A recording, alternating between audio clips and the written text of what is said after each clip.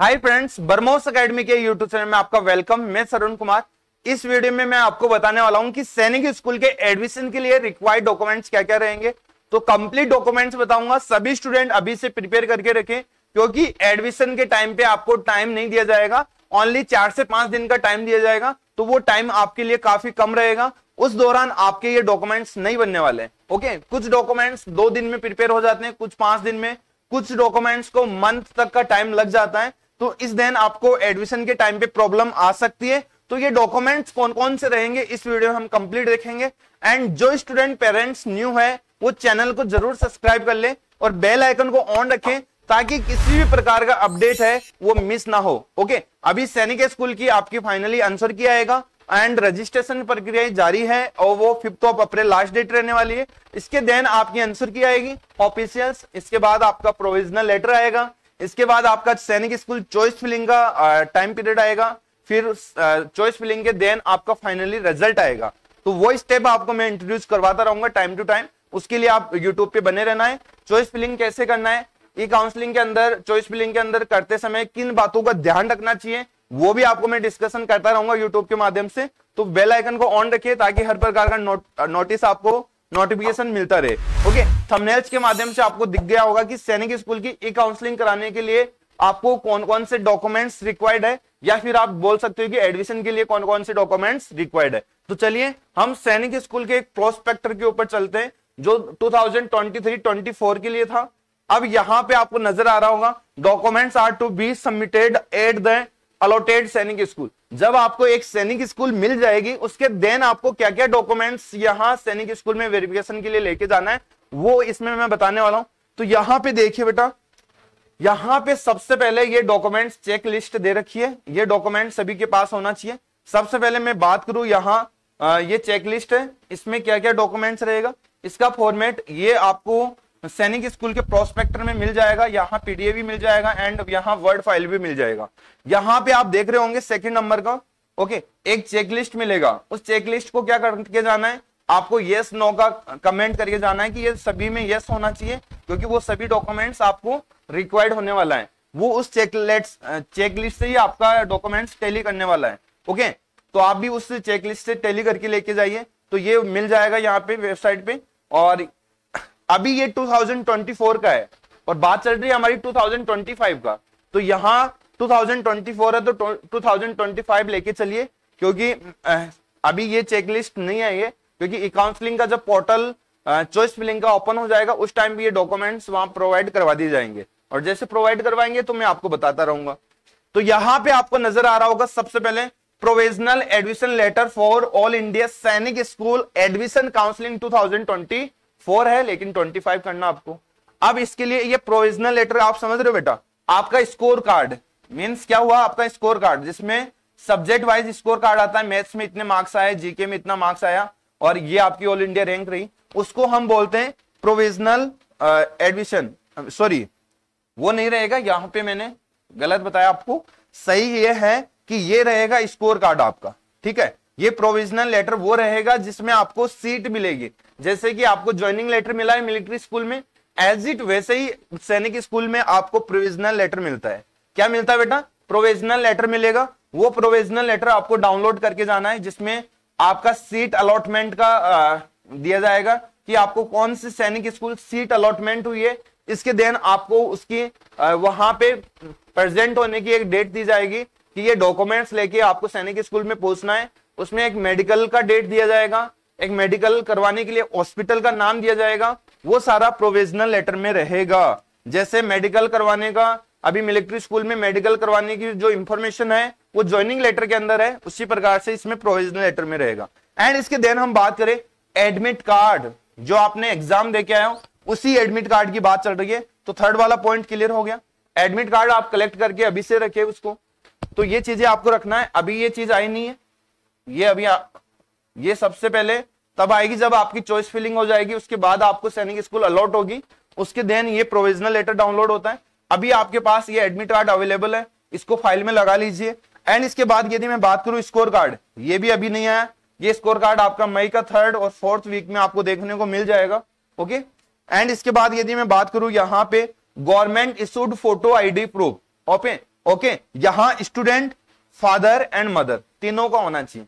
तो ये कैसा आईडी प्रूफ है? आधार कार्ड आप कलेक्ट कर लीजिए, पेरेंट्स और विद स्टूडेंट, ओके, साथ में स्टूडेंट का भी होना चाहिए एंड ओरिजिनल होना चाहिए, जिसमें एड्रेस होना चाहिए, एड्रेस प्रूफ भी वहां से कर सके, ओके, आपका मेन रेजिडेंस जो एड्रेस प्रूफ है वो उससे कर सके। एंड इसके बाद हम बात करें नेक्स्ट यहां डॉक्यूमेंट्स की, 6 नंबर का मेडिकल फिटनेस रिपोर्ट, ओके, जिस हॉस्पिटल के अंदर आपका जैसे सैनिक स्कूल चित्तौड़गढ़ आपको अलॉट हुआ, तो सैनिक स्कूल चित्तौड़ का ही आपको एक डिस्ट्रिक्ट हॉस्पिटल का गवर्नमेंट का आपको मेडिकल करवाना होगा, वहां पे एक आपको रिपोर्ट दी जाएगी फिट और अनफिट की। वो फिट है तो वो आपको फिट लेके जाना है, फिट यहां पे दे रखा है फिटनेस रिपोर्ट, आप मेडिकल के अंदर फिट हो गया तो वो रिपोर्ट भी डॉक्यूमेंट्स वेरिफिकेशन का ही एक पार्ट है, वो लेके जाना होगा, आपका मेडिकल फिट है उसको प्रूफ करने के लिए। इसके देन हम बात करें proof of date of birth, date of birth लेके जाना है, जो गवर्नमेंट से क्या हो ऑथराइज हो, मतलब वेरीफाइड हो, तो वो बर्थ सर्टिफिकेट लेके जाना है। एंड जो आर्मी पर्सन है ऑन ड्यूटी, वो अपना रिकॉर्ड ऑफिस का क्या लेके जाना है, बर्थ सर्टिफिकेट लेके जाना होगा, ओके। तो सभी स्टूडेंट को क्लियर होगा, तो आर्मी पर्सन को अपने रिकॉर्ड ऑफिस का बर्थ सर्टिफिकेट लेके जाना पड़ेगा, एंड जो सिविलियन स्टूडेंट है वो अपना ओरिजिनल बर्थ सर्टिफिकेट लेके जाइए, ओके, जो गवर्नमेंट से अप्रूव्ड हो, और बार कोड उस पर होना चाहिए। जो आजकल क्या हो गया, बार कोड की सभी डॉक्यूमेंट्स जारी हो गए, बार कोड आने से क्या हो गया, उसको वेरीफाई करना आसान हो गया, उसका वेरिफिकेशन इजी हो गया, ओके, सारी इंफॉर्मेशन उस बार कोड के अंदर आती है, इसलिए वो इजी हो जाता है उसको वेरीफाई करना। इसके देन में यदि मैं बात करूं यहाँ पे 8 नंबर का डॉक्यूमेंट्स देखिए, study certificate duly signed by principal head master for class 6 and class 9, okay. तो ये आपको कहां मिलेगा, जब आपकी सैनिक स्कूल की काउंसलिंग की प्रक्रिया चलेगी तो वहां पे एक स्टडी सर्टिफिकेट जारी कर दिया जाएगा।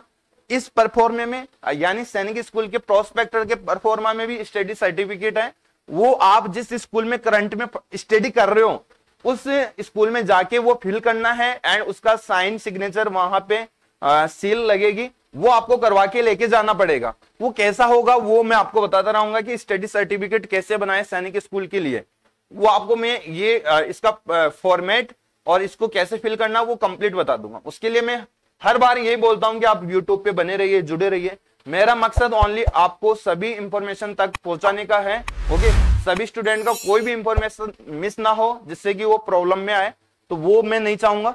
एंड इसके देन हम बात करें 9 नंबर के, यहां category certificate, okay, category certificate SC ST OBC NCL, इन 3 कैटेगरी वालों को ही एक आपका कैटेगरी सर्टिफिकेट चाहिएगा।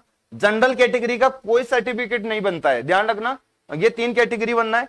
OBC NCL सर्टिफिकेट आपके पास होना चाहिए सेंटर से बना हुआ, किससे बना हुआ होना चाहिए, सेंटर से, ध्यान रखें इस चीज का, और ये ओरिजिनल होना चाहिए गवर्नमेंट अप्रूव्ड परफॉर्मा पे, ओके। इसके बाद यदि मैं बात करूं 10 नंबर पे, डोमिसाइल या इसको आप रेजिडेंसी सर्टिफिकेट बोल सकते हो, गवर्नमेंट अप्रूव्ड होना चाहिए ओरिजिनल, जिस स्टेट के हो वहां का आपका पास डोमिसाइल होना चाहिए। यदि वो नहीं होगा तो फिर आपको किसी भी अदर स्टेट के लिए भी आप फॉर्म फिल करोगे तो भी डोमिसाइल आपको चाहिएगा, ठीक है। इसके बाद यदि मैं 11 नंबर के पॉइंट पे बात करूं, यहां certificate of serving, okay, signed by COOC of unit for defence category, ये अपनी यूनिट के अंदर होता है। यदि डिफेंस पर्सन है, सर्विंग है, उसको सर्विंग सर्टिफिकेट बनाना पड़ेगा, यदि वो सर्विंग कैटेगरी को फॉलो किया तो, ओके। यदि वो डिफेंस कैटेगरी को फॉर्म लगाया है डिफेंस कैटेगरी के अकॉर्डिंग, तो उसको सर्विंग सर्टिफिकेट रिक्वायर्ड होगा, सर्विंग सर्टिफिकेट हो। और जो एक्स सर्विसमैन हो गया तो उसको PPO चाहिए। PPO क्या होता है, उसका जो पेंशन का जो फाइनली रिसिप्ट होती है करंट के अंदर कि उस पर्सन को कितनी पेंशन मिल रही है, वो PPO उसका प्रिंट आउट आपको डाउनलोड करके लेके जाना होगा, ओके, समझ गए। 12 नंबर का income certificate, income certificate financially year का पूरा होना चाहिए, जैसे कि अभी चॉइस के अंदर ये 22-23 का है तो 1 अप्रैल 2023 तक है, 1 अप्रैल 2000 ये आपका चॉइस तक रहने वाला है इसमें, ओके, जिसमें आपकी इनकम पता होना चाहिए क्योंकि कैटेगरी उसी हिसाब से मिलता है। कोई बच्चा OBC में है, NCL में उसकी 8 लाख से ज्यादा अबव मनी है तो वो जनरल कैटेगरी फॉलो करता है। तो वो इनकम सर्टिफिकेट से उसकी कैटेगरी को जज करता है। ओके, और भी चीजें होती है उससे वो कवर करेगा, उससे जानेगा समझेगा वो। एंड यहां पे मैं बात करूं 13 नंबर के पॉइंट पे, यहां passport size of boys and girls 5 photos होना चाहिए। जो भी बॉयज है तो बॉयज को 5 फोटोज अपनी चाहिएगी, गर्ल्स को चाहिएगी। एंड इसके बाद यदि बात करें तो फैमिली फोटोग्राफ होना चाहिए जिसमें parents along with children, okay, post card size यहां 2 फोटो होगी। ओके, अपनी फैमिली पासपोर्ट साइज की होगी जिसमें पेरेंट्स साइड में रहेंगे, बच्चा बीच में रहेगा, तो इस टाइप का एक फोटो उनको रिक्वायर्ड होगा फैमिली का, तो वो यहां पे नीड रहेगा। एंड यदि किसी बच्चे के पेरेंट्स यदि नहीं है और उसको कोई अडॉप्ट किया है, मतलब उसको स्वीकार किया है, होता ना, तो उस दौरान उसके ओरिजिनल डॉक्यूमेंट्स होना चाहिए अडॉप्ट चिल्ड्रन का। जैसे किसी के पेरेंट्स नहीं है, उसको कोई अंकल पाल रहा है या कोई उसको भैया पाल रहा है, उसका लालन पालन कर रहा है, अभी उसके करंट में पेरेंट्स वो है, तो उनका मतलब रोल निभाने से नहीं होगा। डॉक्यूमेंट्स वेरीफाई में भी डॉक्यूमेंट्स अप्रूव्ड होना चाहिए कि इसको गोद ले रखा है इसने। ओके, बहुत सारे होता है ना, किसी बच्चे को गोद ले लेता है, संतान नहीं होती है, तो वो गोद लिया हुआ उसके पास अपडेट होना चाहिए गवर्नमेंट अप्रूव्ड डॉक्यूमेंट्स, तो वो उस सिचुएशन में होना चाहिए। ओके, तो ये आपको 14 डॉक्यूमेंट्स रिक्वायर्ड होगा सैनिक स्कूल के एडमिशन के लिए। ठीक है, सैनिक स्कूल के एडमिशन के लिए तो सभी स्टूडेंट इन डॉक्यूमेंट्स को बना के रखिए जिनका स्कोर 260 प्लस है, चाहे वो किसी भी स्टेट का हो, क्योंकि उसकी प्रोबेबिलिटी सिलेक्शन होने की बनी रहेगी। एंड जो स्टूडेंट पेरेंट्स स्कोर कम है, ओबीसी जनरल है, तो उसको मेरे हिसाब से टाइम खराब नहीं करना चाहिए। तो एक हमारे पास भी आपके लिए ऑप्शन है, जो इस 2025 में अपना सिलेक्शन को सिक्योर करने के लिए हमारा भी प्लेटफॉर्म ब्रह्मोस एकेडमी सैनिक school, military school and RIMC की प्रिपरेशन कराता है, जो यहाँ पे हॉस्टल में रह के अपनी 10 से 12 घंटे अपनी मेहनत करके टीचरों के साथ, वेल डन स्टाफ के साथ अपना एक अच्छा स्कोर अचीव कर सकता है। तो एक बार जरूर अपने पेरेंट्स को बोले कि विजिट करें। एंड जो स्टूडेंट देख रहा है वो अपने पेरेंट्स को बताइए, पेरेंट्स देख रहे हैं तो अपने बच्चों के लिए एक यहाँ प्लान देखिए। हमारा ब्रह्मोस एकेडमी हर साल एक रिजल्ट का बेहतरीन परफॉर्मेंस करता आ रहा है। 60 से 70% सिलेक्शन रेट हमारी है, जो किसी पेरेंट्स का मानना नहीं है कि सर इतना भी हो सकता है क्या। हमने पूरा जो बच्चों का सिलेक्शन है वो डॉक्यूमेंट्स वे में हम यूट्यूब के माध्यम से आप तक पहुंचाते हैं एंड विथ पेरेंट्स कॉन्टेक्ट के साथ। जैसे कि मिलिट्री स्कूल में भी मेरे 20 स्टूडेंटों ने क्वालिफाई किया है और मोस्टली फाइनली अभी 12 बच्चों का मेडिकल कॉल हुआ है और 8 बच्चों का सेकंड लिस्ट, थर्ड लिस्ट में होने की प्रोबेबिलिटी रहेगी। लेकिन डेफिनेटली किसी के बारे में कुछ नहीं बोल सकते आगे के बारे में, लेकिन करंट में हमारे 12 बच्चे फाइनली ज्वाइनिंग लेने वाले हैं मिलिट्री स्कूल में। ओके, तो वीडियो अच्छा लगा होगा और जहां तक मेरा सोचना है आपको पूरी चीजें समझ में भी आई होगी। यदि फिर भी देना आपके कोई डाउट है तो कमेंट बॉक्स में कमेंट करके ये डाउट क्लियर कर सकते हो, और ऐसे ही हम आपके साथ वीडियो लाते रहेंगे, ऐसे ही आपकी हेल्प करते रहेंगे। तो मेरे को दीजिए इजाजत। जय हिंद, जय भारत।